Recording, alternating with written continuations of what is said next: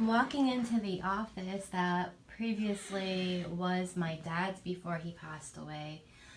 Here's his one bookshelf. And then this one over here is kind of empty.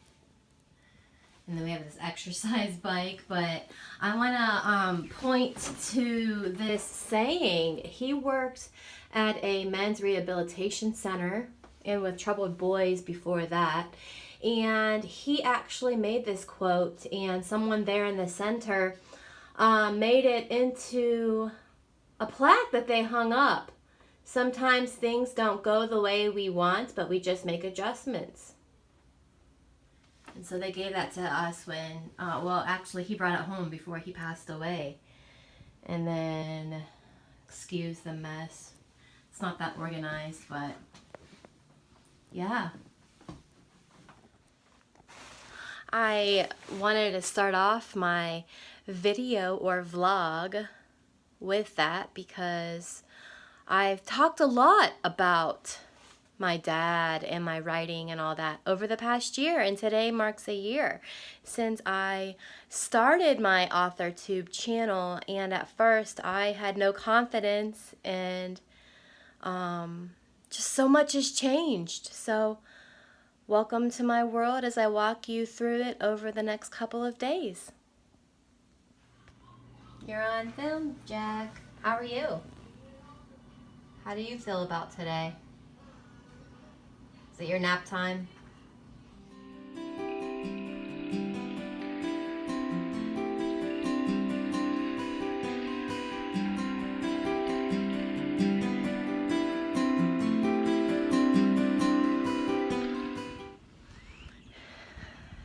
It's Wednesday evening and I haven't picked up the camera to film now.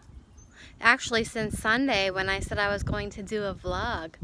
I think this video is going to be more informal, more of me chatting, etc.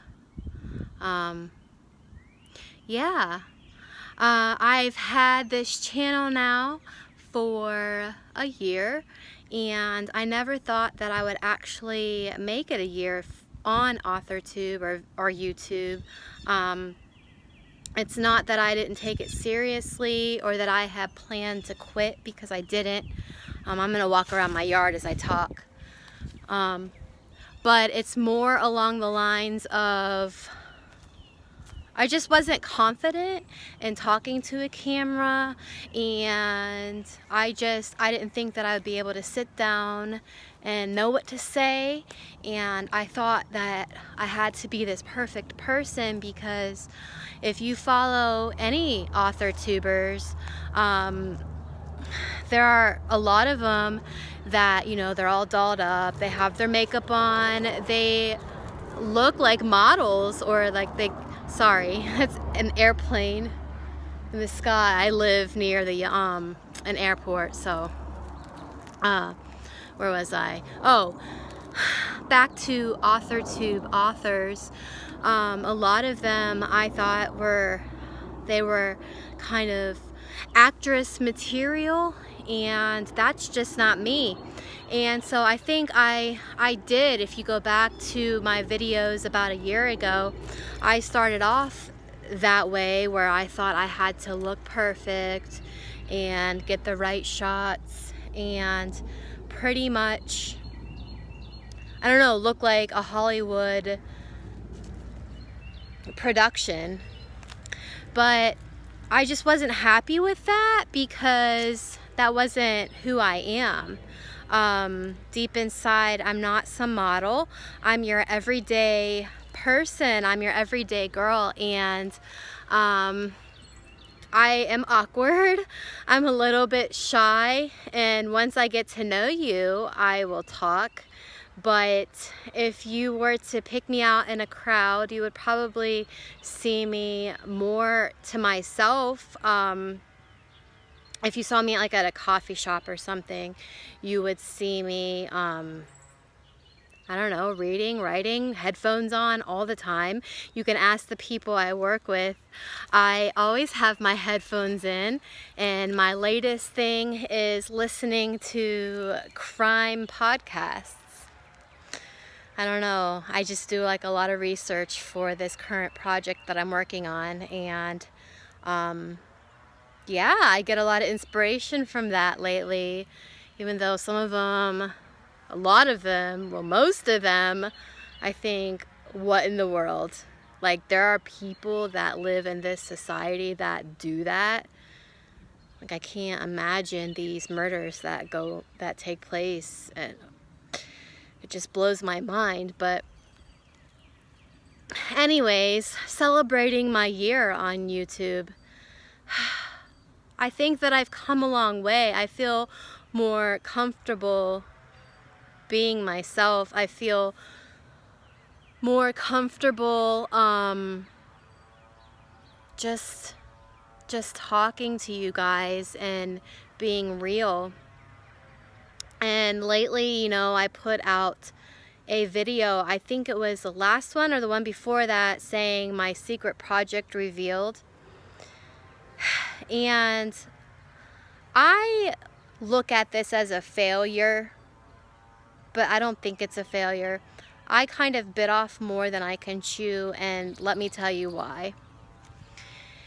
It's April the 10th, and as it gets closer to the 4-year mark of when my dad suddenly passed away, I'm finding that project, writing about grief and how to deal with the pain in my story, it kind of paralyzed me. About a week and a half ago, I sat down for a session to write, and by the time I was done, my chest hurt so bad. I thought I was going to be sick, and I was starting to really have a panic attack. And I remember I went in to tell my husband, and he saw me, and he instantly knew something was wrong. And he said, "You know what's wrong?" And I said, "I can't write this book. I can't write it. I said I was going to write it, and it was going to come out this summer, and I am not equipped to write this book." And he said, "Elizabeth, calm down. What's the race? You don't have to put it out this summer." And I just wanted to beat myself up over it, because I see all of these indie authors who, they have these goals and they put out 2, 3, 4 books a year, right? And so once again, I am trying to be someone that I'm not. I'm not saying that authors who put out 2, 3, 4 books a year are wrong. What I'm trying to tell you guys, while being true to myself, is that we shouldn't, our competition shouldn't be with the other indie authors or traditional authors. It doesn't matter. An author is an author. What I'm trying to say is, just because one author writes 6 books a year, that's not the standard. That's who they are. And that's fine. That's their journey. And I'm talking to myself too, as a writer, you need to follow your own journey. Life happens. Like I've said many times, I have a family. My kids are in sports. My daughter's in band. I work a full-time job. And there are responsibilities that I have that include, housework, like the typical mom, taking care of my kids, making sure I spend time with my family, because that's so important. And then comes my writing. And there are times when I don't write for days and even weeks. And whether it be by choice or because just time got away from me, I've decided that this journey is mine. And yes, it's okay to set goals. I'm not going to meet that goal of putting out that book this summer. I'm just not. I've had to table that for the time being, because it's just too much. Each year I'm hopeful that I will be able to come through this time of year or live through this time of year without that heaviness in my chest. And each year it's really hard, because until you've had someone that you love with all of your heart pass away, there's just nothing to describe that feeling. And my dad was my best friend. He was my mentor, and we would sit and have long conversations, and he was a deep thinker like I am.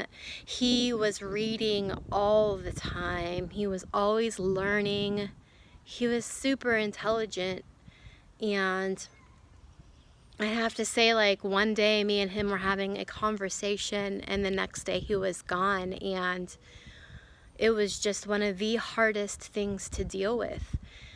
And I don't know if it's because I still live in the house where he passed away, whether that is why I struggle so badly this time of year, or if I will always struggle like this. But I've decided to give myself some grace and write. I know that writing is my passion. I always have a story within me. And I am working on another project right now. But I'm not putting any deadlines on myself, you know? And it's not because I don't want to have goals, and it's not because I'm directionless, because I'm not.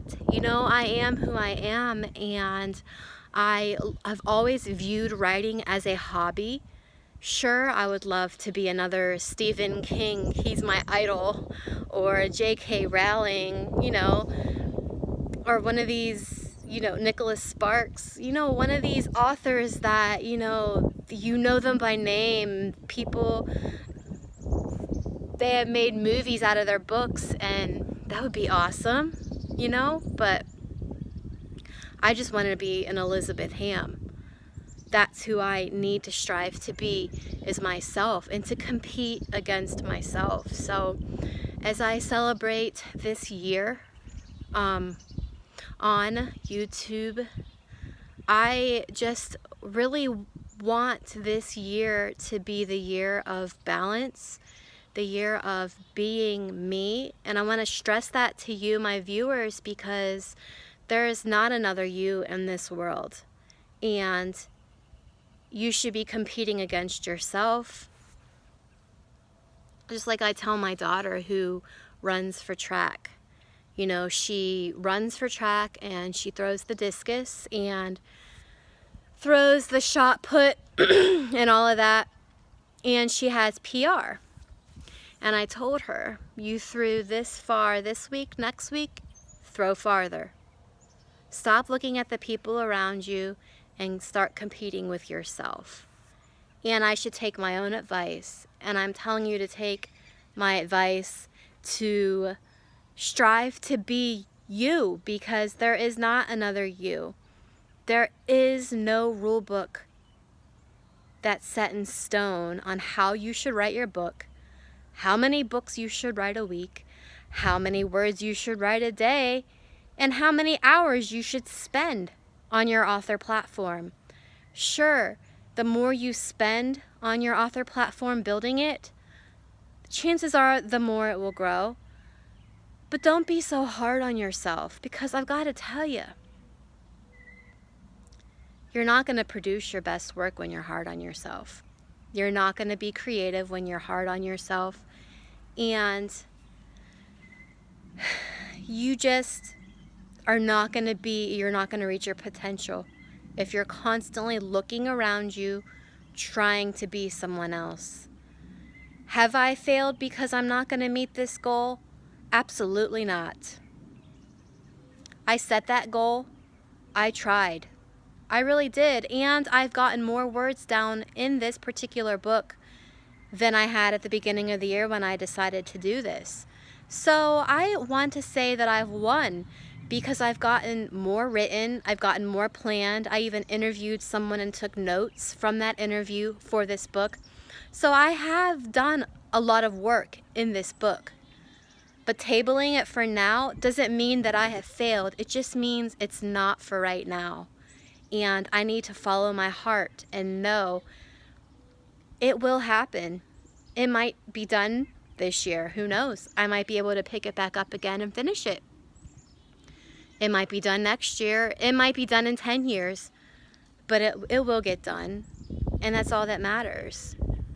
So as I end this video today, I want to challenge you, no matter what you're going through in this life, whether it be struggling with your writing, with your art, with wanting to know what you're supposed to do with your life, don't be hard on yourself. Give yourself grace. And know that you have the ability within you to create and to do and to follow your own purpose. Only you know in your heart what you're supposed to do. You know that if you're being lazy. Come on now. You can lie to yourself and say I'm not being lazy, but I know when I'm being lazy and I push myself a little bit more. But you know the difference between being lazy and just not being able to write. And so don't make excuses. Be okay with changing projects, with failing, because really, have you failed? You only fail when you stop trying. When you decide to give up, that is when you have failed. But when you keep going, my friend, you haven't failed. So I want to close this by saying that if you like my channel, I'm going to have more videos like this. If there's something that you would like to see on my channel, drop that in the comments below. If there's, this is a writing community, author community, creative community. The creative spectrum is broad, right? It's music, art, photography, acting, writing, all of that. It's just a broad spectrum in that creative community. And let's start a conversation. Is there something that you are struggling with? Do you have any self-doubt? Go ahead and put that in the comments below. I try really hard to communicate and to reply to you. Share my video with someone who might be struggling, and subscribe to my channel because I want to continue to put out more and more content. And like I say each and every week to my fellow writers, keep on writing.